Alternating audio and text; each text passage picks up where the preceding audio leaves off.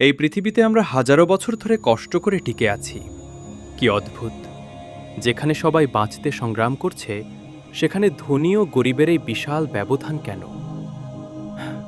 মানুষের জীবন একটি সার্বজনীন সংগ্রাম। জন্মগ্রহণ করা মানে আমাদের জন্য কাজ করা, স্বপ্ন দেখা এবং এগিয়ে যাওয়ার চেষ্টা করা। কিন্তু এই সংগ্রামে অনেক সময় ভুলে যাই প্রকৃত উদ্দেশ্যকে, সুখ। ধনসম্পদ পাওয়ার দিকে ছুটে চলতে গিয়ে কি আমরা নিজেদেরকে হারাচ্ছি? এই পৃথিবীতে ধনী আর গরিবের মাঝে এক অবিশ্বাস্য পার্থক্য রয়েছে, কিন্তু আসল জীবনটা কি কেবল অর্থের ভিত্তিতে নির্ধারিত? টাকা কি সত্যিই সুখের সূচক, নাকি সম্পর্ক, আবেগ এবং ভালোবাসার অভিজ্ঞতার সঙ্গে জীবনটাকে পূর্ণতা দেয়? অবিশ্বাস্য পার্থক্য রয়েছে। আজ থেকে ভাবুন আমাদের জীবনকে কিভাবে অর্থবহ করা যায়।